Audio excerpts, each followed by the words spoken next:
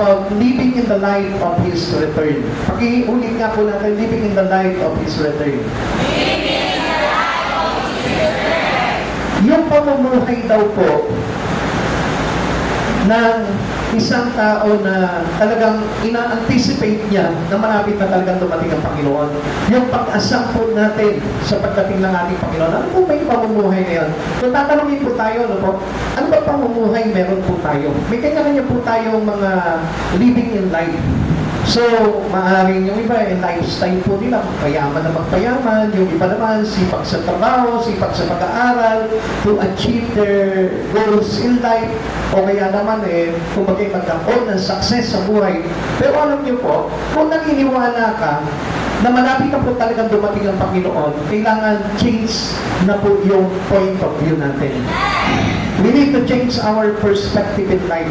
Kailangan magbago na po yung pananaw natin, okay?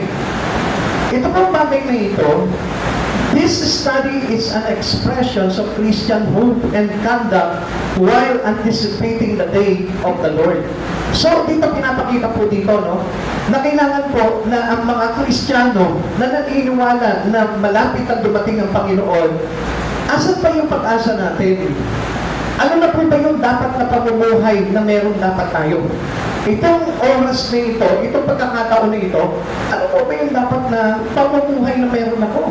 Ano po ba yung dapat na mag-uugali ko na? Ano po ba yung dapat na ginagawa kong pag-asa? Since malapit na dumating ang ating Panginoon. So, yung iba mapapansin po natin, they are not aware of what was really coming. Kung ano yung bagay na paparating. Hindi po sila aware po doon. Unlike every one of us, because we study the Bible, the Word of God, alam natin yung mga prophecy. Alam natin kung ano yung mga tanda na malapit na dumating ang Panginoon. But unlike to them, hindi po nila alam yun. Kaya nga po, tuloy-tuloy pa rin po sila sa buhay nila na inuubos po nila yung kanilang araw doon pa rin sa mga gawaing makasanlibutan. Okay. How to live in the light of His return. Paano po tayo mamumuhay sa liwanag ng malapit ang dumating ang ating Panginoon sa buhay po natin? Tanongin mo yung katabi mo ngayon, paano tayo ngayon mamumuhay? We must know first the warning against scoffers. Itong sa mga huling araw na ito, marami ang magtatawa po sa ating bilang mananampalataya ng Panginoong Jesucristo. Especially with regards on our sharing the words of God, or sabihin po natin na ito na, malapit ang dumating ang Panginoon. Minsan ipinagsisigawan po natin, Jesus is near to come. Malapit ang dumating ang Panginoon, magsisi na tayo, magbalik loob na tayo, tayo po lahat ay lumapit na sa Panginoon. Minsan anong ginagawa po ng mga nakakarinig sa atin? Nagtatawa po sa atin, nililipak tayo, at sinasabi nila parang mga nababaliw na itong mga tao na ito. Amen? Yeah. Hindi niyo po ba napansin yun? Sabi nga po dito, sige mo niyo pansinin po yan, hanggat hindi tayo nakukuryente, okay lang yan. Okay. 2 Peter, sabi po dito, 2 Peter chapter 3, verse 1 to 4, mga minamahal, ito ang ikalawang sulat ko sa inyo. Sa dalawang sulat na ito ay sinikap kong gisingin ang malinis ninyong isipan sa pamamagitan ng pagpapaalala ng ilang mga bagay. Focus tayo sa words of God. Huwag niyong ilihin yung ulan. Kasi distraction po yan. Unang-una, yung greetings po dito ni Apostol Pedro, ang unang pasimula niya dito, tinawag niya tayong mga minamahal. Amen? So what does it mean to us? Hindi niya tayo tinawag na mga kaaway, mga hindi mananampalataya sa Panginoon, mga hindi kaibigan ng Diyos. Hindi niya tayo tinawag na gano'n. Hindi niya tayo tinawag na mga tao, mga mamamayan ng banlag. Hindi po tayo tinawag na gano'n. Kundi tinawag tayo dito ng mga minamahal. So, anong ibig sabihin po niyan? Because God loves every one of us. And He loves us to be saved. Gusto ng Diyos na ito na tayo maligtas, kaya niya tayo pinapaalalahanan. Kaya lang alam niyo po, minsan, we ignore the things in the Lord. Lagi po natin na parang binabaliwala lamang po yung bagay na yun. At kalimitan, marami po mga Kristiyano ngayon, even Christians today, binabaliwala lamang po yung pagsamba nila sa Panginoon. Nowadays, it is very important to us, every Christian, every human, to listen to the words of God. Kailangan napakahalaga sa atin po yung salita ng Diyos. Kasi ito na po yung magpapaalala sa atin eh. Kaya nga po dito, ang sabi niya po dito, sa dalawang sulat na ito, isinikap ko gisingin ang malinis ninyong isipan sa pamamagitan ng pagpapaalala. Pinapaalalahanan po tayo dito. Alalahanin ninyo ang mga sinabi noon ng mga banal na propeta at ang utos na ibinigay sa inyo ng Panginoon at tagapagligtas sa pamamagitan ng mga apostol na sinugo sa inyo.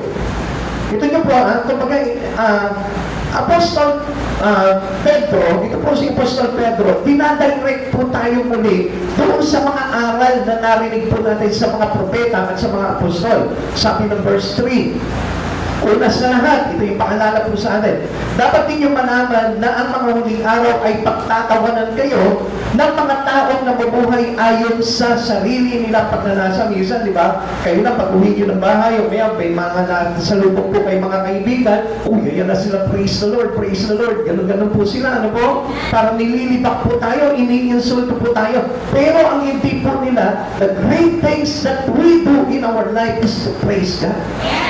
Yun yung pinaka-great things na dapat natin gawin. Sabi ng verse 4 po dito, sasabihin nila na nako siyang darating, hindi ba? Nasaan na siya? Namatay na ang ating mga ninunong, ngunit wala pa rin pagbabago, buhat ng likain ang bundok ito. Tingnan niyo po yan. Kasi alam niyo po ba, minsan, tinatanong po nila, ano po, because they don't believe in Christ Jesus, di sila nananampalataya sa Diyos. Tinatanong po nila, bakit hindi pa dumarating ang Panginoon? Ang dami sumisigaw sa mga kalsada, sabi niyo, malapit na dumating ang Panginoon. Magsisi na tayo sa mga kasalanan natin, magbalik loob na tayo sa kasalanan natin. Pero bakit hindi pa dumarating ang Lord? Ang tanong hindi po ganito eh. Dapat, pag nagtanong ka, bakit hindi pa dumarating ang Lord? Huwag mong tanongin yun. Ang itanong mo sa sarili mo, nagbago na ba ako? May pagbabago na ba ako sa buhay ko? Because before it was happen, kailangan nagkaroon na tayo ng pagbabago. At yun yung pinapaalala sa atin ng Panginoon. Nabalikan po natin yung mga aral ng mga propeta, mga aral ng mga apostol, para na sa ganon, tayo po lahat ay makapaganda sa pagdating ng ating Panginoon. Kasi alam niyo, kaya hindi pa bumabalik ang Panginoon. Kasi binibigyan niya po tayo ng chance para makapagbago po tayo. Para makapagbalik loob tayo. At hindi po tayo yung dahilan bilang mga mananampalataya sa Panginoon kung bakit wala pa ang Lord. Ang sabi po dito, ng greetings po sa atin dito, pagpati po sa atin ni Apostol Pedro, sabi niya, mga minamahal. So, ibig sabihin, kaya hindi pa bumabalik ang Lord, ayaw niya kasi ng maraming mapahamak. Gusto niya, lahat ng mga hindi pa tumatanggap sa Panginoon, tumanggap na. Lahat ng mga hindi pa nagpapalik loob sa Kanya, magbalik loob na. Lahat ng mga hindi pa nagsisisi sa kanilang mga kasalanan, magsisi na sa kasalanan. At yun po yung gusto ng Panginoon na mangyari po muna bago po siya magbalik. Ngayon po tatanungin mo yung katabi mo ngayon. Ikaw ba, nagbago ka na? Ha? Tatanungin mo yung katabi mo. Tatanong po sa kanya, ikaw ba nagbago ka na? Di ba nga, nung last Sunday lang, wala ka? Yeah. Kung titignan po natin, ano po, ang daming bagay na gusto ayusin ko na sa atin ng Panginoon, kaya hindi nagbabalik pa ang Panginoon. Gusto ng Lord na tayo po mismo, maging prepared na tayo, being ready, pagdating ng Panginoon. Kaya nga ang Lord mismo, pinipigilan niya, nagtitimpi siya para huwag po nang bumalik at huwag po nang hatulan ang mundo na ito. Alam niyo, kapag marami na po yung mga nagsisip ng balikloob sa Panginoon, sa kadarating ng Panginoon. Kaya mga kapatid sa Panginoon, let us be aware. Ngayon, kaya po tayo pinapaalalahan ng mga apostol, ng mga propeta, at ang mga namamahayag ng mga salita ng Diyos ngayon, it is because God loves us to be saved. Minamahal tayo ng Panginoon at gusto niya na tayo po ay maligtas. Okay, this is the reminder. Ano po yan? Peter writes, sincere mind pointing back to the prophets and apostles. Kung bagay parang ibinabalik tayo sa turo ng mga propeta at mga apostol, para lang sa ganon, bukawin yung ating isipan na malaman po natin kung ano yung mga bagay na dapat po natin gawin. Ano na po ba yung dapat na pamumuhay natin? Siguro, marami po sa atin, ano po, hindi ko sinabi dito po sa church na ito. Marami po mga Kristiyano na dito po. Minsan, kapag tayo po lumalapit sa Panginoon, hindi actually nakalapit talaga. Kundi, they keep their distance into the Lord. Meron pa rin distansya. At bakit ko po nasabi na may distansya? Lumalapit tayo sa Panginoon, pero walang magbabago. Nag-church tayo, pero nothing changes in our life. Walang nababago. Pag uwi mo, ikaw pa rin yun. Amen? Naintindihan niyo po? Kaya nga po ang Lord, nagtitipi pa po siya kasi gusto niya na talagang magkaroon talaga tayo ng sapat na pagbabago sa buhay natin para na sa sunod matiyak niya, ikaw, ako, tayo lahat na nandito ay ligtas. Like for example, tayo po dito ngayon, ano po? Lahat tayo sumasamba sa Panginoon. Pero kung iisipin mo, yung pagkatabi mo, ligtas na. Amen? O sige, pag-ulit po natin yung tema ng pagtatanong po natin. Tayong lahat nandito, nakikinig ng salita ng Diyos. Yung pagkatabi mo, nakikinig. Mas mababaw po yun. Anong yung katabi mo, nakikinig ka ba? And usually, ito po yung nagiging common reason bakit hindi nababago ang isang tao. Why? Kasi hindi pinapapasok yung salita na itinuturo sa atin ng Panginoon kahit na tayo nagsisimba, kaya there is nothing changes in us. Pag uwi mo ng bahay, ayun, nakalimutan na naman yung mga bagay na itinuro ni Pastor. Nakalimutan na naman yung shinare tungkol sa Bible. Kaya walang nagbabago sa buhay natin. At kung bakit nagtitipi ang Panginoon, kasi hinihintay niya tayo na magbago. Hinihintay niya tayo na matanaman talaga ng binhi ng salita ng Diyos yung ating mga puso para na tayo ay mailigtas ng ating Panginoon. Sabi po ng 2 Peter chapter 3 verse 1 and 2. Sabi po dito, mga minamahal, ito ang ikalawang sulat ko sa inyo. Sa dalawang sulat na ito, ay sinikap kong gisingin ang malinis ninyong isipan sa pamamagitan ng pagpapaalala ng ilang mga bagay. Kasi nire-remind niya po talaga tayo. Like for example, ngayon, tayo po ba na-remind ka? Halimbawa, itong sinasabi ko po ngayon sa inyo, pinapahayag ko po sa inyo ngayon, na-remind ka ba? Ano yung unang-unang na-remind sa'yo? Ako siguro sa sarili ko, ano po, kahit na ako'y nag-preach dito, parang sasabihin sa akin ng sarili ko, oo nga, no, nakapagbago na ba ako? Naayos ko na ba yung mga gusto ko sa buhay? Naitama ko na ba yung mga mali ko? Yun yung agad na dapat na pumasok sa isipan natin. Hindi yung, ang takal naman ng Lord, bakit hindi pa nagbabalik ang Lord? Wala naman po yata katotohanan yung mga ganun. Hindi po tayo nag-speculate ng mga bagay na ayon lamang doon sa ating pag-aalinlangan.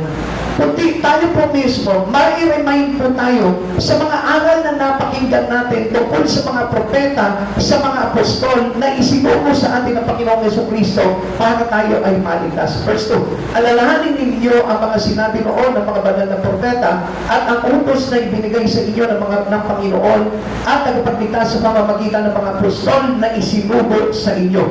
Kaya nakita nyo, napakapalad po natin. Ano po? Nagsusugo siya, humihirap po siya ng mga tagapangaral ng salita ng Diyos just to remind us to be saved. Para paalalahanan po tayo lahat para tayo maligtas. Ano po yung pagpapaalala po sa atin po dito? Yung pong mga manlilibak. Ito pong mockery. In the last days, scoffers will question Christ's return, demanding, where is the promise of His coming? Asan yung pangako na siya'y pabalik na? Sino po dito yung nag-aalilangan na malapit na pabalik ang Panginoon? Sino po dito yung nagdadalawang isip na baka hindi naman? Baka mamaya gusto lang nila na mag-church tayo na mag-church para lang sa ganun. Maraming attended. Marami ang mag-tithes. Hello? Nandiyan po ba kayo? Parang pinakikiramdaman nyo lang yung patak na ulan. Ako, dami ng patak na ulan. Dito po kayo makinig, doon po kayo makinig sa ulan. Ano po? Parang ganun lamang po yung bagay na yun na dapat po sana, tayo po mismo, there's no doubt in our mind Especially when we are believing in Christ Jesus. Pag tayo po ay talagang nananampalataya sa Panginoon, do not doubt, especially kapag naririnig natin yung paalala po sa atin ng Panginoon. Kasi marami po magtatawa po sa atin. Amen? Ang tanong dito, hindi ka kaya mainis. Baka mamaya mainis ka, patulad mo yung nagtatawa sa iyo. Tapos anong mangyayari? Pati ikaw nalaglag pa yung relasyon mo sa Panginoon. Amen? Amen? Mayroong mga taong talagang magtatawa po sa atin. Okay, sabi po dito, 2 Peter chapter 3 verse 3 to 4. Una sa lahat, dapat ninyong malaman na sa mga huling araw ay pagtatawanan kayo ng mga taong namumuhay ayon sa sarili nilang pagnanasa. Sino na itong magtatawanan sa atin? Yung mga taong namumuhay sa sarili nilang pagnanasa. Sino itong mga tao nito? Yung mga taong mga sanlibutan. They are unbeliever to Christ Jesus. They know Christ Jesus, but they are not truly believers to Him. Maaaring kilala nila si Jesus bilang tagapagligtas, pero hindi naman po talaga sila totoong mananampalataya. Bakit? Because nandun sila sa kanilang mga laman. Ibig sabihin, ang nasa lamang po nila, yung kalayawan ng mundo, magpayaman sa mundo, yung magpakasipag lamang sa mga bagay sa mundo. Kaya hindi nila nauunawaan itong mga bagay nito. If you are focused into the things in Christ Jesus, I tell you, hindi mo maiintindihan yung mga bagay na ipinaparating sa atin ng Panginoon. Even those mockery, hindi natin mauunawaan niya. Akala natin, it is a simple joke or kidding. O parang tawag dito, pagbibiro lamang sa atin ng mga tao diyan. Pero ang hindi po natin alam doon, it is mockery. So ang ibig sabihin po nito, pinagtatawanan na tayo, nilalait na tayo dahil sa ating pananampalataya sa ating Panginoon. Kaya nga sa mga huling araw, sabi po sa atin ng Biblia, marami ang panlalamigan sa kanilang pananampalataya. At siyempre, kapag ang isang pananampalataya nanlamig, kapag ang sarap matulog yan. Amen? Tanongin mo yung katabi mo ngayon, nilalamig ka ba? Kasi umuulan eh. Di ba? Usually kapag malamig, ang sarap matulog. Amen? Sino po tingin kapag malamig, eh talagang sarap na sarap matulog? Ha? Huwag naman po dito, ano po? Kasi baka mamaya hindi tayo maisama ng Panginoon. Diba? Tiisin niyo po muna yung lamig. Amen? Sabi mo, Lord, pag initin mo ako, pag alabin mo ako ng iyong presensya, makikita mo, pagpapawisan ka dyan. Amen? Amen? Kaya nga, sabi niya po dito, tayo po mismo kailangan, there is no doubt in our mind. Kaya nga sabi niya, gano'n, pinupukaw ko ang malinis ninyong isipan upang mabatid po natin yung mga dagdaang aral po sa atin at paalala po sa atin ng mga apostol at mga propeta. Alam niyo po ba kung bakit niya po ito laging kumakay para pinapaalala po sa atin? Kasi darating ang araw na hahatulan ng Diyos ang buong sanlibutan. At kasama pong hahatulan po dito yung mga hindi na naniniwala sa Kanya. Yung hindi mananampalataya, yung nabuhay lamang sa pagnanasa ng kanilang laman. Pag sinabi pong pagnanasa ng kanilang laman, ibig sabihin niya yung kalayawan ng sanlibutan po yan. Wala po silang kapag inatupag sa buhay po nila, kundi yung mga bagay lamang sa mundo dito. Kaya ingat po tayo sa pagpapayaman, ano po? Mabuti po nagpapayaman kung hindi po tayo nawawala sa Panginoon. Pero kung nagpapayaman lamang po tayo, tapos yun yung maglalayo sa atin ng sa Panginoon, yun yung magdadala po sa atin sa kapahamakan. Amen? Sabi po ng Biblia, may daang matuwid sa paningin ng tao, subalit sa dulo nito ay kapahamakan. Kaya mga kapatid sa Panginoon, hindi lahat ng kayamanan ay maglalagay sa atin sa tagumpay. Kundi mayroong kayamanan na maglalagay po sa atin sa kapahamakan. Kaya nga, do not desire the wealth of this world. Desire your treasure in heaven. Yun yung pinaka-desire dapat natin bilang tayo po ay nakakilala na sa Panginoon. Bakit po kailangan natin desire yung mga bagay na yun? Because the certainty of God's judgment, yung katiyakan ng paghatol ng Diyos sa sanlibutan. Kapatid sa Panginoon, kung tatanungin po tayo, ako kaya, masasama po kaya ako sa hatol ng Diyos? Ano kaya yung magiging hatol sa akin ng Panginoon? Mabuti po kaya o masama? Kapag tayo po ay laging handa po pagdating sa mga bagay sa Panginoon, ganda yung magiging hatol po natin. Pero if we ignore the things, a lot of things in the Lord, sigurado nahahatulan po tayo ng hindi maganda. Kaya yung tiyak na yung paghatol sa atin ng Panginoon, dapat po tayo mamuhay ng ayon sa kapanalan ng Diyos at maging maka-Diyos tayo. Tanungin mo yung katabi mo ngayon, nabamuhay ka na ba ng banal? Kung hindi mo sa Kanya, sabihin mo naman sa Kanya, maka-Diyos ka ba? Maka-Diyos ka ba? Liwanagin mo sa Kanya, maka-Diyos, hindi maka-Diyosa. Amen? Kasi may narinig ako sumigaw na maka-Diyosa ka ba? Yeah. Hindi Diyosa, Diyos. Amen? Yung iba naman narinig ko, maka-Diyos ka ba? Kala ko naman, pag na-ako Diyos yung sinasabi mo. Kailangan tayo po'y namumuhay na may kabanalan at maka-Diyos. So, because of the certainty of God's judgment, tiyak na tiyak po yan. Kaya sabi po ng 2 Peter chapter 3 verse 5 to 10, sinasadya nilang hindi pahalagahan ang katotohanan. Ang langit at ang lupa ay nilikha ng Diyos sa pamamagitan ng kanyang salita. Nilikha ang lupa buhat sa tubig at sa pamamagitan ng tubig, sa pamamagitan din ng tubig ng malaking baha. Diba? Ginunaw po ito. Ginunaw ang daigdig ng panahon iyon, sa pamamagitan din ng salitang iyon ay nanatili ang mga langit at ang lupang ito upang tupunin sa apoy pagdating ng araw na paghuhukom at pagpaparusa sa masasama. Kaya nga magpakabuti na po tayo. Dapat po na tayo po'y mamuhay ng may kabanalan at maka-Diyos. Amen? Sabihin mo, may kabanalan at maka-Diyos. Yan po yung kailangan na living in the light of Christ's return sa pagbabalik po ng Panginoon. Yan yung dapat na pamumuhay po natin. Sabi ng verse 8, mga minamahal, huwag ninyong kalilimutan na sa Panginoon ang isang araw ay tulad ng 1,000 taon at ang 1,000 taon ay tulad ng isang araw lamang. Kaya hindi nga po tayo kailangan magtangi doon sa mga ginagawa natin. Minsan, sinasabi po ng iba, ay hindi mo na ako magsisimba ngayon. Punta, nakapagsimba ako itong Sunday Hindi po ganoon kasi napakaliit lamang po ng bagay na nagawa natin yun. Kasi sa Panginoon, sabi niya po dito, ang isang araw sa Panginoon, 1,000 araw po sa atin. Ang 1,000 araw natin sa Panginoon, 1 araw lamang po yun. So how much yung 1 araw na ginawa natin pagsamba sa Panginoon, how much to God? Wala. Halos nitultok, hindi makikita ng Panginoon po yun. Kaya nga wala tayo may pagmamalaki sa Panginoon Yung mga ginawa po natin, napakaliit pa lamang po nun. Amen? Amen? Kaya nga, kung titignan po natin, ang sabi po ng Biblia, mas malaki ang pag-ibig ng Diyos kaysa sa ating mga kasalanan. Alam niyo, kung maliit lamang po yung pag-ibig ng Diyos, wala na tayong pag-asa. Sigurado, hahatulan na po tayo. Kaya nga, tuloy po natin po. Sa halip na bibigay siya ng pagkakataon sa lahat sapagkat hindi niya nais na may mapahamak, kundi ang lahat ay makapagsisi at tumalikod sa kasalanan. Ito yung sinasabi ko po sa inyo, bakit tinatawag po tayo mga minamahal. Kasi yung love of God for us is bigger than our sin. Pakisabi mo nga, bigger than our sin.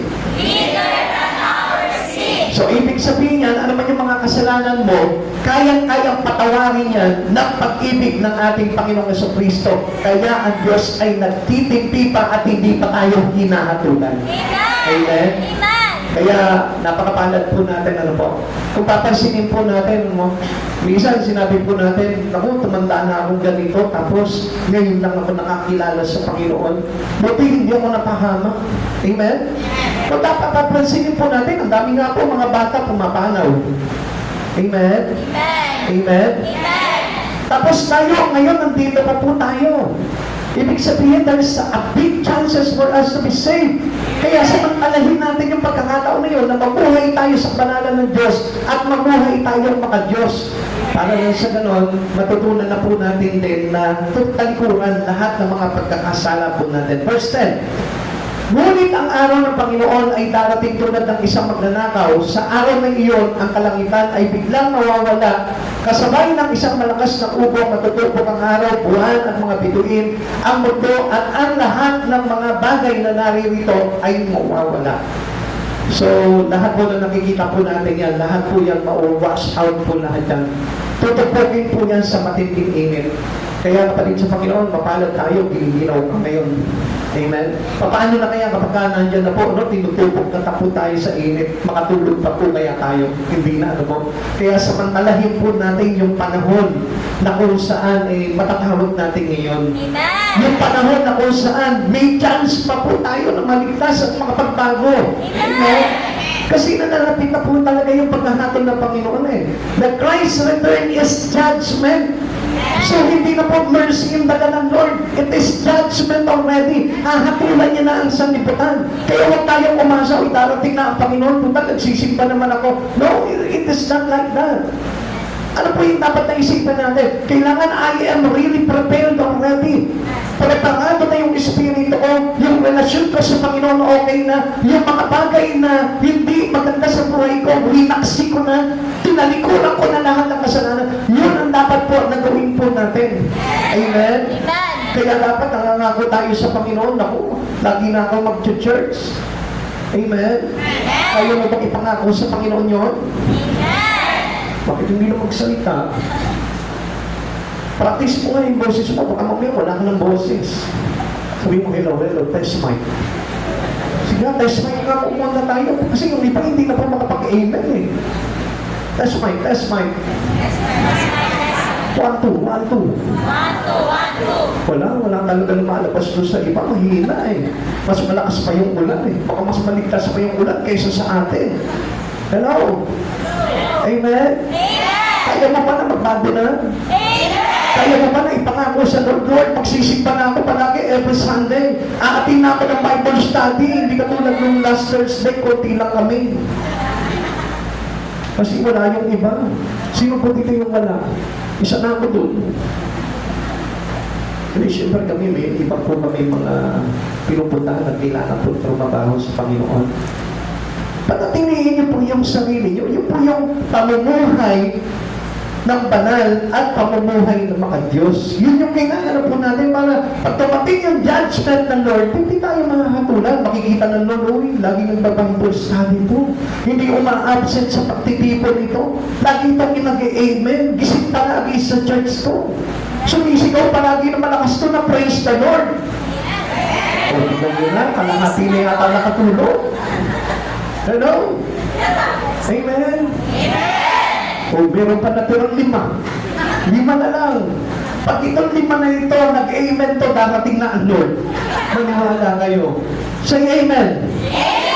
O, yun na, nandiyan na ang Lord. Hindi. Gusto ko po na malaman mo yung mo na kailangan natin samantalahin yung pagkakataon habang mayroon pa po tayong pagkakataon. Amen? Dahil hahatulan, the certainty of God's judgment is true.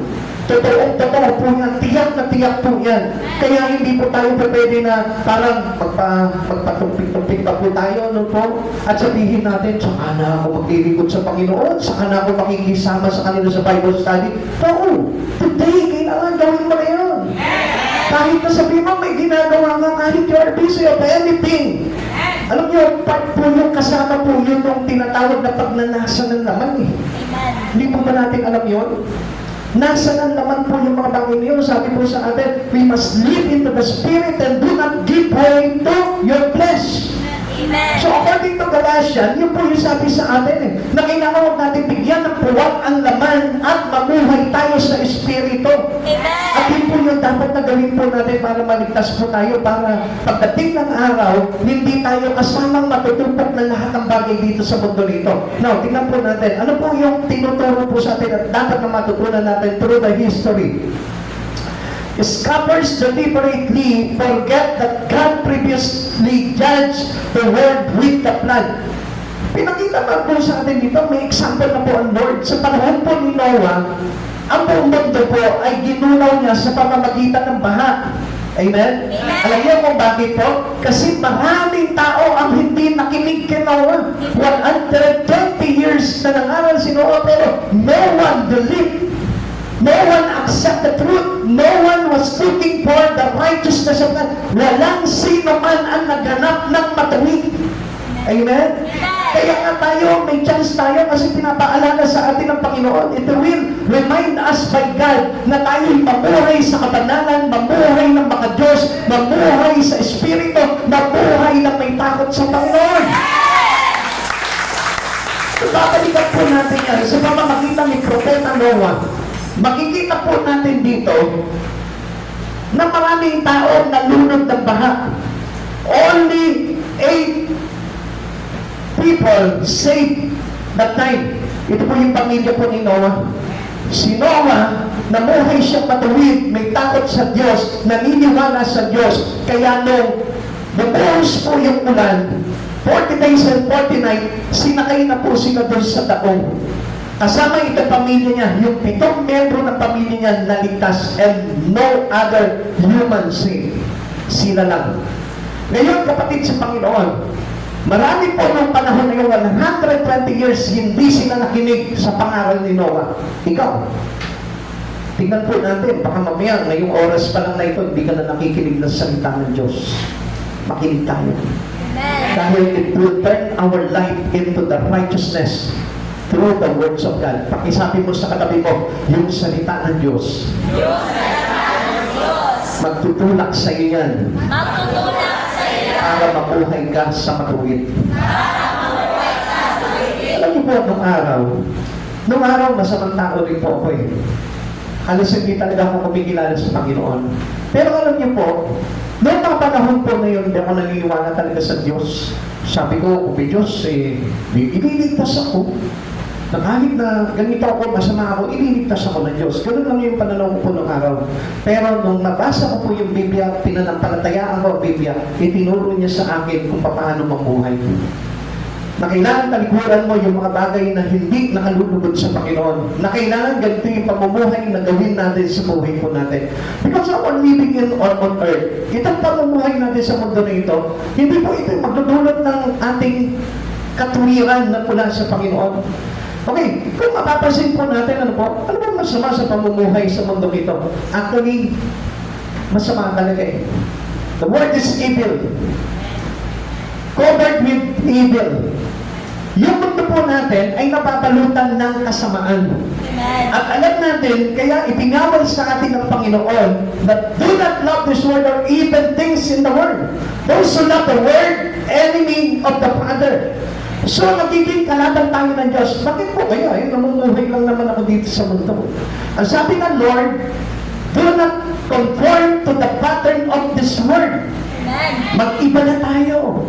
So, ang ibig sabihin ng Panginoon dito, na ayaw niya talaga yung pamumuhay sa mundo dahil yan yung naging consequence ng sin ng unang nilikhang tao. Amen?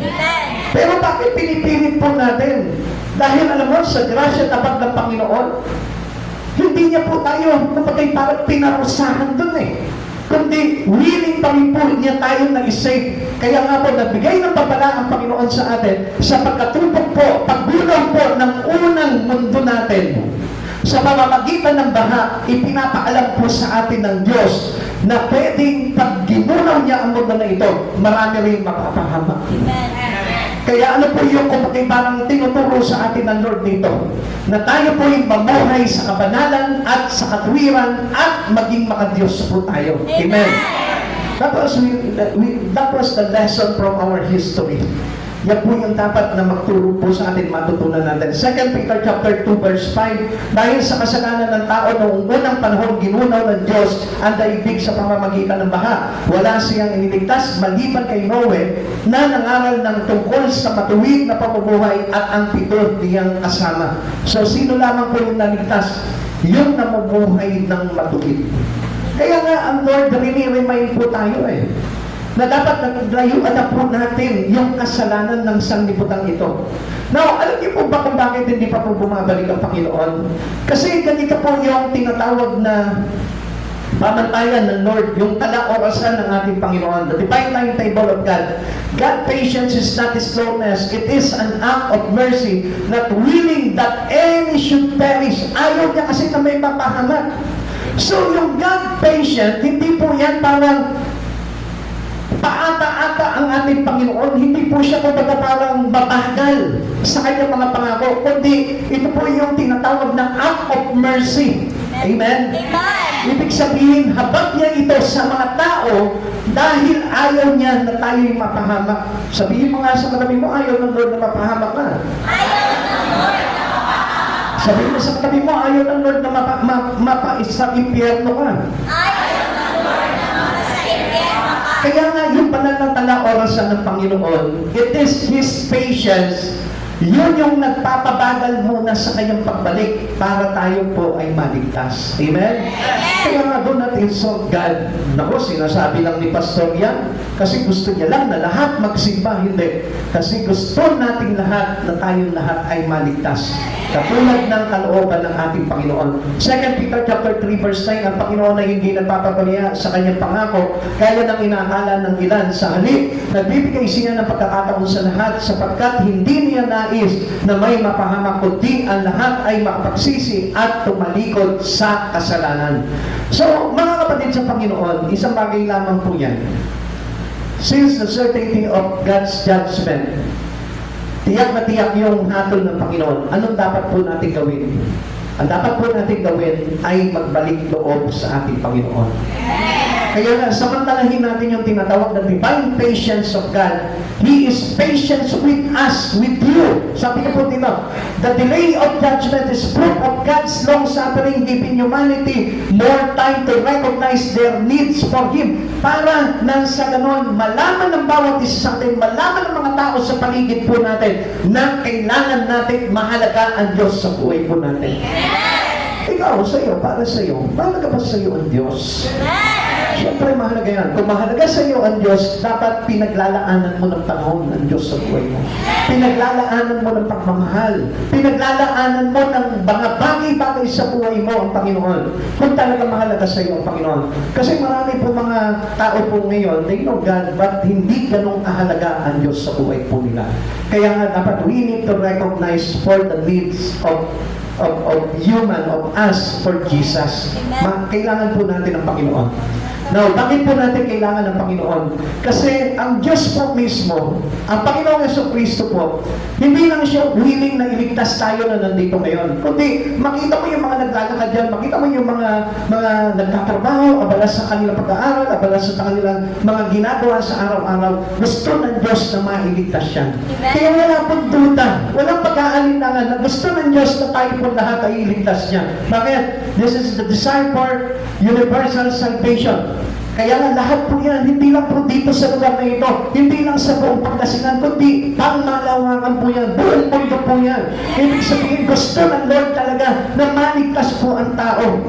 Bakit? Not wanting anyone to perish, but everyone to come to repentance. God's primary desire is that every person is saved. Gusto niya magbalik loob na tayo sa Panginoon. Kaya tayo po mismo, mga kapatid sa Panginoon, kung talaga tayo naligtas na, tayo din po ay magliligtas. Marami tayong mga mahal sa buhay. Tayo po mismo, ilibayin natin sila na nasa huling panahon na po tayo. We are on the last days. That Jesus is still to come. Na kailangan manumbalik na rin po sila sa Panginoon at kailangan na rin po nila na pagsisihan ang kanilang mga kasalanan. Huwag po tayo maging busy sa mga bagay sa mundo na ito. Na sa pagkakataon na yun pa yung naglalayo sa iyo para malimutan mo ang Diyos sa buhay mo. Okay, kung may trabaho ka, magtrabaho ka, pero huwag mong kakalimutan ang Diyos sa buhay mo. Magbigay ka palagi ng enough time for the Lord, not only one time to God, but your whole life to Jesus. Kasi marami po nagsasabi na, okay na po itong linggo na ibibigay ko sa Panginoon. Come on, it is not enough. Amen? Amen. Hindi po sapat yung isang araw sa isang linggo para maligtas po tayo. Sapagkat gusto po talaga ng Panginoon, yung daily in our life, kasama natin ang Panginoon. At paano mangyayari yun? We should repent to God. And repentance is the conscious turning away from sin and turning towards God. Yan po yung ibig sabihin ng repentance. Hindi yung isang luhod po lang, Panginoon, sorry po, patawarin mo po ako sa nagawa ko. It is not a repentance. Ano po ba yung talagang repentance? Ano po ba yung paghingi ng tawad at pagpapalik loob sa Panginoon? Yung pagtalikod mo sa kasalanan, yung pagtalikod mo sa sanlibutan, yung ang buhay mo ay patungo na kay Kristo. Yung hindi po natin, kung bagay nililipanan si Kristo sa buhay po natin, kundi kasama natin siya sa araw-araw na buhay po natin. Living daily life in Christ. Yun po yun. Hindi porke na-busy tayo sa trabaho, na-busy ka sa tahanan mo, na-busy ka sa pag-aaral mo, wala na ang Diyos sa buhay mo. Come on! It is not enough para maligtas ang isang tao. Amen. Ang Diyos, ibinigay niya lahat ng sakripisyo niya. Nagpapako siya sa krus, ibinigay niya yung sariling buhay niya, namatay siya para sa kaligtasan nating lahat at muli siya nabuhay. Kapatid sa Panginoon, tapos sasabihin natin, I can only give God one day. Ang damot natin sa Panginoon eh. That is not repentance. Kasi pag talagang totoong repentance, He knows how to give God. Bakit? Kasi ang Diyos, binigyan tayo ng kapatawaran. Amen. Nung tayo'y nabalik loob sa Panginoon, hindi siya nagdamot ng forgiveness. Amen. Binigyan sa iyo yung forgiveness niya. Binigay sa iyo yung pakapatawaran. Nung nag-ask ka sa Lord, Lord, heal me. Heal my disease. Pagalingin mo yung karamdaman ko. Pinagaling ka ng Panginoon kasi hindi madamot ang Lord. Amen. Amen. Tapos tayo sasabihin natin, Lord, I can only give you one day in a week. Madamot yun. At hindi po yun yung tinatawag na repentance. Because repentance, turning your life towards God. Kasama mo na palagi sa paglakad mo ang Panginoon. Now, why repentance is more important to all people today? Bakit po ba napakahalaga po nung pagpabalik loob natin at paghingi natin ng tawad sa Panginoon? Because the certainty of the end. Tiyak na tiyak ang magiging wakas po dito. Amen. The day of the Lord will surprise the world like thief. Para magnanakaw po sa ating gabi. Hindi natin alam kung kailan darating. Kaya nga, any moment, kailangan lagi tayo nakahanda. Lagi natin kasama si Jesus sa buhay natin. Paano kung halimbawa, only one day that you can give into the Lord in a week? Paano po kaya yun? Sunday ka lang nabibigay ng panahon sa Panginoon. Paano kung dumating ang Lord ng Wednesday? Paano kung dumating ang Lord ng Monday? Amen? At nakita niya na hiwalay ka sa Panginoon. You are separate lives with God. Paano kaya yun? Kasi ang true repentance po talaga is walking lively towards our God. Amen. Amen? Amen. 1 Thessalonians chapter 5 verse 2, sapagkat alam na ninyo ang pagdating ng araw ng Panginoon ay tulad ng pagdating ng magnanakaw sa gabi. Biglaan po yan. It caught us with surprise. Na hindi natin namamalayan kung kailan darating ang Panginoon, kaya kailangan lagi tayong handa. Amen. At tayo po'y maliligtas kung kasama natin ang Panginoon sa Kristo sa buhay natin. Receive Christ Jesus right now. Huwag mo na siya papalabasin sa buhay mo. Hayaan mo na siya na manahan, maghari sa puso mo. Hanggang sa buhay, hanggang sa hangganan ng buhay mo dito sa mundo na ito. Yun yung pamumuhay na kailangan po natin.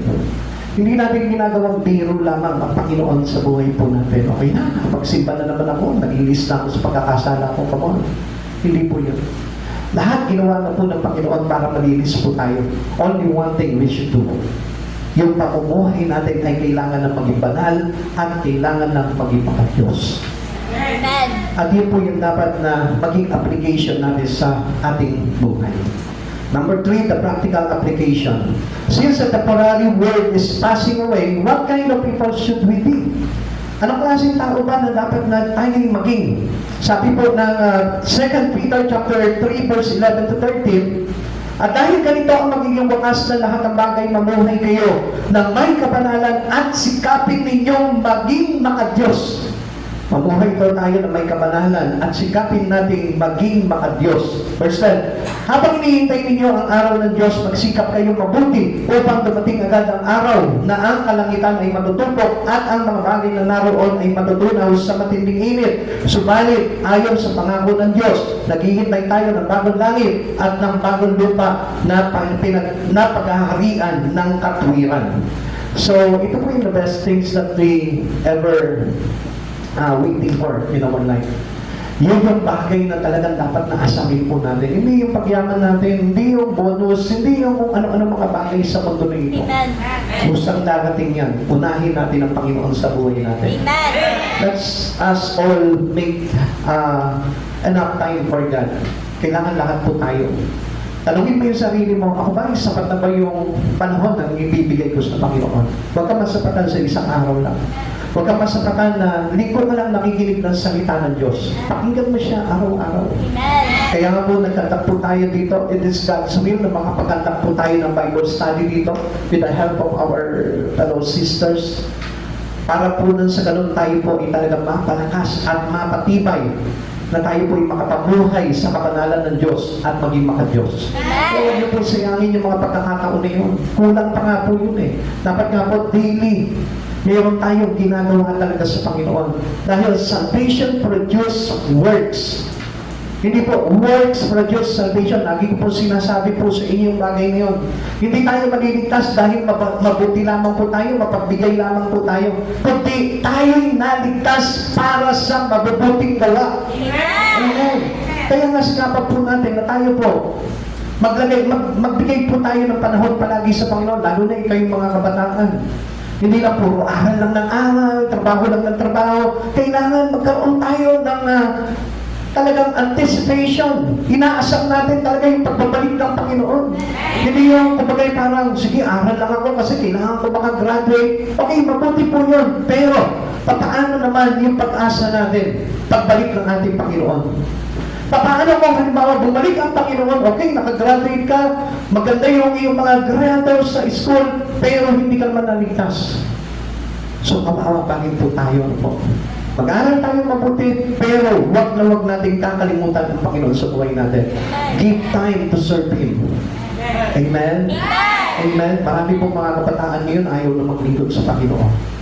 Marami po mga nanay, mga tatay, ayaw na maglingkod sa Panginoon. Para sa kanila, waste of time lang yan. Marami akong ginagawa. Maglalaban na lang ako, magluluto na lang ako, mamamalengke na lang ako. Come on. It costs you big regret someday. Pagdating ng ating Panginoon, pag hinatulan na ang mundo ng ito, yun yung magiging greatest regret na meron po tayo. Amen. Baka sabihin mo sa sarili mo, ano ba naman yan? Bakit naglabalaba ka ako ng araw na yun? Kung alam ko lang na darating na ang Panginoon, sana ibuna ko na lang sa buhay ko ang Panginoon. Alam nyo, yung simple things sa buhay po natin, yung po yung mismo na magiging dahilan para hindi po tayo maligtas. Kaya mga kapatid sa Panginoon, what kind of people should we be? Sabi po ng kaninang binasa po natin dito, we need to have a holy living. Set apart from the corruptions of the world. Layuan po natin yung kasamaan ng sanlibutan. At alam naman po natin na ang pamumuhay po talaga sa sanlibutan, sabi ko nga po sa inyo, it is corrupted. Amen? Kaya nga kung mapapansin natin, pag nakipag-usap ka sa mga tao, it is corrupted. Ipapulot lamang po yung malinis na pag-iisip po natin. Kaya nga, nire-remind po tayo ni Pedro para na sa ganun, mapanatili po natin yung kalinisan sa ating isipan. That we need to live into holiness of God. Amen. Layuan natin yung kasamaan ng sanlibutan. Yung mga pagtutulot sa atin ang paglayo sa ating Panginoon. Kaya nga, set apart from the corruption of the world.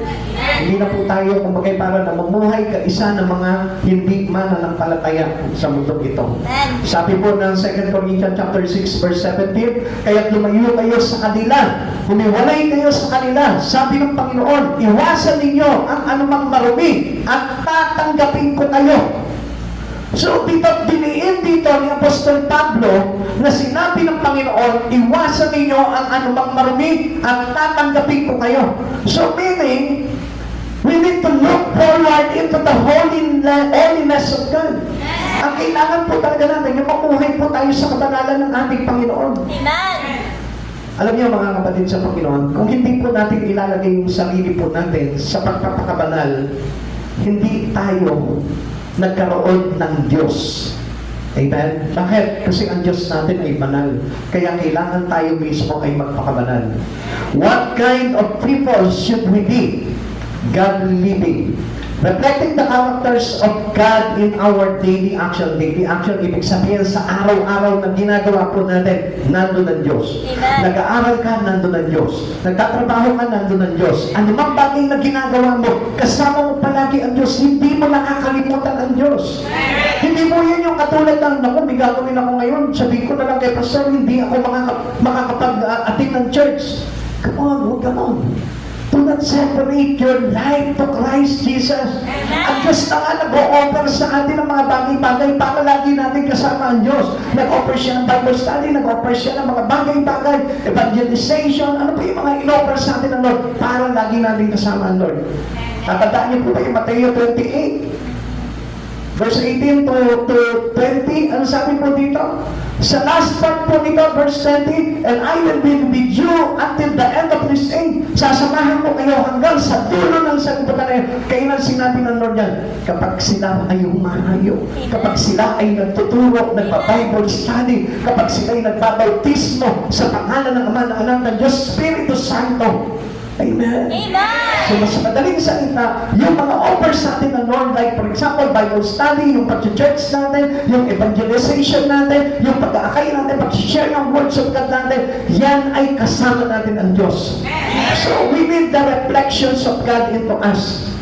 Para masabi po natin kasama ko ang Diyos. Paano kaya? Kapag namamalengke ako, kasama ko kaya ang Diyos. Pag naglalaba ako, kasama ko kaya ang Diyos. Paano mangyayari po yung bagay na yun? So, keep on doing things na may kaugnayan sa ating Panginoon. Like yung po sinasabi ko po sa inyo, tayo pa matagal na tayo sa church na ito, pero hindi pa po tayo nag-aakay. Hello? Pakisabi mo nga doon sa katabi mo, marunong ka na ba mag-aakay? This is not a joke. This is a serious thing. It is a critical thing for Christians today. Christian tayo, pero hindi tayo nag-aakay. Hello? Akala natin, basta nagsisimba lang tayo, no? Kasi minana natin yan sa dati. Yung dati pamumuhay natin, simba lang tayo, ay nabawasan na kasalanan ko, pero hindi ngayon. Salvations produce works. Amen? Dapat nagpo-produce na ng mga mabubuting bagay sapagkat tayo nilikha sa pasimula pa ng pangat gumawa ng mabuting bagay. So, ibig sabihin, we are elected by to God. Tinawag tayo ng Panginoon para tayo mismo ay maging kaisa ng ating Panginoong Jesucristo sa mga mabubuting gawa. At ano yung mabuting gawa na yun? To save many people to God. Amen? Tingnan niyo mga kapatid sa Panginoon. Alam niyo ako nung bago pa lamang po kami ni Pastor Mary Ann di pa po kami talagang naglilingkod sa Lord noon, nagsisimba pa lamang po kami. Yung mga kaibigan po namin, lagi namin sinasama kapag nag-church po kami. Kung hindi man sumama yung isang inaakay namin, meron kami pupunta pang another kaibigan, sasama namin. Yung kaibigan niya, yung kaibigan ko, isasama namin sa church. Yun yung nakakaugalian po namin noon. Pati yung mga nanay nung kaklase po ni Francesca noon, sinasama po namin sa church. May Bible study po namin. Because that was the right thing to do. It is walking into the holy living in Christ. Yun yung dapat na mangyari sa atin. Tayo, matagal na tayo kumikilala sa Panginoon. Bumuno na tayo ng taon sa paglilingkod at pagkakilala sa Panginoon. Dapat ang buhay natin ay maging pakinabang na to save many souls for Christ. Amen? Amen. Ngayon tatanungin kita, naiintindihan mo ba kung anong tungkulin natin ngayon sa ating Panginoon? Uulitin ko po sa inyo, alam mo ba, kaya tayo niligtas ng Panginoon para maging kasama at kaisa niya doon sa tinatawag na God's plan of redemption. Maging tagapagligtas po tayo. Ngayon, kung hindi mo nagagawa yung isang bagay ngayon, magnilay ka, magnilayan mo itong bagay nito. Matugid ba itong aking ginagawa? Na ako'y matagal na sa pagkakilala sa Panginoon, pero wala man lamang po akong nadala kahit isa para maligtas para kay Kristo Jesus. Tanungin mo yung sarili mo. It is godly living.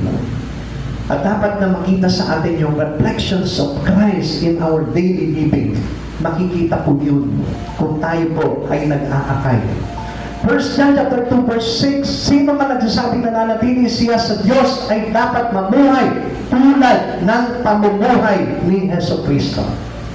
Dito ko na po tatapusin ito. Tignan mo kung sa buhay mo na ito, namumuhay ka na ng katulad ni Heso Kristo. Tignan mo kung sa tagal na ng iyong pag-church na mamuhay ka na ng katulad ni Yesu Kristo. Kapatid sa Panginoon, I'm not condemning every Christian na nandito. Hindi ko po kayo pinukondem na. Gusto ko lamang po ituro sa inyo na habang tayo po ay naghihintay ng pagbabalik ng Panginoon, kailangan lagi tayo maging masikap sa mga bagay na pinagagawa sa atin ng Lord. Kailangan tayo mamuhay na may kabanalan sapagkat walang makakakita sa Diyos kung wala ang kabanalan. Kapatid sa Panginoon, pag-isipan mo ito. Sapagkat hindi po biro na pakinggan ang salita ng Diyos. Ang salita ng Diyos ang humuhulma ng buhay po natin. It is our shaping us through the words of God. Yun yung bumabago ng buhay natin. Yun yung nagsishape us sa atin. Yun yung nagka-curve ng buhay natin para maging katulad tayo ni Yesu Kristo. Tandaan po natin mga kapatid sa Panginoon, ang halaga ng buhay ay yung tayo po mismo ay may pakinabang sa ating Panginoon. Hindi lang pakinabang ng pamilya mo ang buhay mo. Hindi lang pakinabang sa iyong mga anak. Hindi lang pakinabang sa iyong mga bagay na ginagawa sa mundong ito.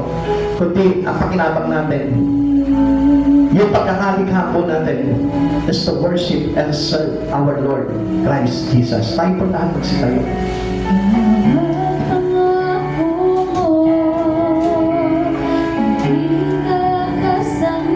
This is the light of our living. The things that we should do in our life today. Kapatid, pagkakas ang buhay mo sa Panginoon, maghinayan ka sa mga bagay-bagay sa buhay mo. Panginayangan mo kapag hindi nagamit ang buhay mo kay Yesu Kristo. Bilang kabataan, ipagamit mo yung buhay mo sa Panginoon. Ilakad mo yung buhay mo kay Kristo. Huwag masayangin yung buhay mo sa mga bagay-bagay lamang sa sanlibutan ito. Gusto ko na malaman mo, yung pagtawag mo sa Panginoon, dapat alamin mo kung ano yung gusto niya na mangyari. Alamin mo, what is the purpose of God in your life? Baka tinawag ka bilang tagapagligtas. Baka tinawag ka bilang tagapangaral. Baka tinawag ka para silid mo yung mga kabataan sa lugar na ito. Bakit hindi mo subukan ipagamit ang buhay mo sa Panginoon? Tandaan po natin tayo piniligtas sa Panginoon upang tayo po mismo ay makagawa ng mga mabubuting bagay sa ating kapwa, sa ating pamilya, sa ating sarili mismo. At sa oras na ito, kapatid sa Panginoon, isipin mo, kung hindi mo ipapagamit ang buhay mo sa Panginoon, hindi mo ba nakakapanghinayang na pagdating ng araw, sa pagdating ng ating Panginoon, sa pagsalubog natin, sa pagbabalik ng ating Panginoon, ano kaya yung mangyayari sa atin? Ano kaya yung hatol na tatanggapin natin sa ating Panginoon? Kapatid, mga minamahal sa Panginoon, siguraduhin mo na ang buhay mo ay kay Kristo na talaga. Siguraduhin mo na ang buhay mo ay hindi magsisisi pagdating ng araw dahil pinili mo si Yesu Kristo na paglingkuran sa haba ng buhay mo sa oras nito. Kapatid, nandito ka ngayon, mga minamahal sa Panginoon, nandito ka ngayon dahil ito yung bahagi ng buhay mo na dapat na matutunan mo sa harapan ng ating Panginoon. Magpasalamat ka sa Panginoon sapagkat pinapaalalahanan tayo about sa kaligtasan. Pinapaalalahanan tayo upang tayo ay hindi maguluhan sa pag-iisip natin sa pamamagitan ng mga manlilipat, sa pamamagitan ng mga nagtanawa, upang hindi tayo mahulog sa bilang ng kaaway at makapanatili tayo hanggang sa wakas para sa Panginoong Hesus Kristo. Hallelujah. Glory to Christ Jesus.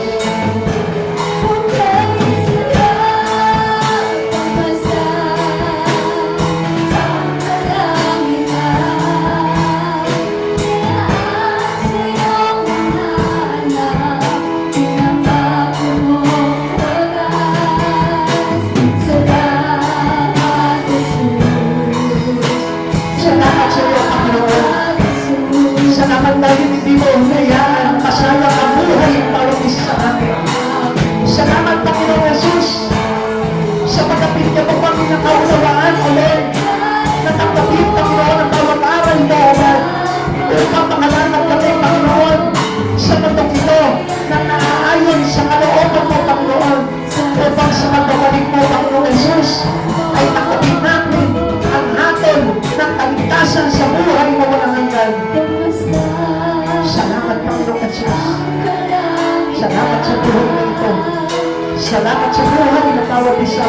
nagpapahalaga sa iyo. Salamat. Salamat, Panginoon Jesus. Maraming salamat po. Salamat, Jesus. Salamat, Jesus. Salamat sa dakilang pangako mo. Tayo po lahat ay manalangin sa Panginoon. O Ama namin Diyos, sa pangalan ng aming bugtong na anak, ng iyong bugtong na anak na aming Panginoong Jesucristo, patuloy kami idulog sa iyo, Panginoon, na patuloy mo kaming akayin sa matuwid na buhay, sa banal, at may takot sa Diyos. Panginoon, gamitin mo po lamang ang aming buhay, O God. At lagyan mo po kami, Panginoon, ng desire na maipagamit namin po ito sa iyo, Panginoon. Kung paano ibigyan po sa amin, Panginoon, ng kaligtasan, O God, turuan mo po kami, Panginoon, ng pagmalasakit sa maraming kaluluwa, O God, upang kami rin po ay maging sanhi ng kaligtasan, hindi lamang po sa aming pamilya, maging sa aming mga kaibigan, at sa lahat ng mga tao na aming mga nakakausap. Panginoon, gawin mo po na ang kapangyarihan ng presensya mo, Panginoon, ay lumukot sa bawat isa, Panginoon. Upang sa ganun, Lord, makita namin ang bunga ng bawat pangungusap at salita't pagtutulong mo, Panginoon, sa bawat isa sa amin, O God. Magbunga ito ng maraming kaluluwang maliligtas, O God. Maraming salamat po, Panginoong Yesus, sapagkat nakilala ka namin, O Lord, at nakilala po namin at nalaman namin ang kahalagahan mo sa aming buhay, Panginoon, higit pa sa mga bagay sa mundong ito, Lord. Maraming salamat po, Panginoong Yesus. Balutin niyo po ng iyong banal na dugo, Panginoon, ang lahat na narito ngayon, O God. At alisin mo po, Panginoon, ang mga kasinungalingan ng kaaway, Panginoon, na kung saan, O Lord, aagaw na malinis na pangungusap mo, Panginoon, sa kanilang mga isipan. Panginoon Jesus, huwag mo pong hayaan na madaya ang bawat isa, Panginoon, ng kasinungalingan na mga bagay sa sanlibutan ito, Lord. Pagkos makita namin, Panginoon, ang katotohanan ay nagmumula lamang sa iyong mga labi, Panginoon Jesus. Maraming salamat po sa dakilang salita mo, Lord. Salamat sa aral na ito, Panginoon, sapagkat pati po namin, O God, sa iyong pagbabalik, O God, isasama mo po kami sa iyong arian, O God. At hindi po kami mabibigo sa mga bagay na ito, Lord. Salamat po, O God. Hayaan mo po, Panginoon, na ibalik po namin sa iyo, Panginoon, ang pinakamataas na paguling pagsamba at sa aming paguling, Panginoon, Lord, maluwalhati mo po kaming ihatid sa aming mga tahanan, O God. Ingatan mo po ang aming mga sasakyan at maluwalhati kami, Panginoon, na makarating ng payapa, buong kagalakan, lakas, Panginoon, ang katangalan na nagmumula sa iyong dakilang presensya, O God, sa aming mga tahanan, O God. Maraming salamat po, Panginoong Jesus. Pagpalain mo po at ibuhos mo ang masaganang pagpapala sa lahat na narito ngayon, O God. Salamat, dakilang Diyos. Sa iyo po namin ipinabalik ang lahat ng kapuri at karangalan sa tanging pangalan mo po lamang in Jesus' name. Amen. God bless you po. Maraming po.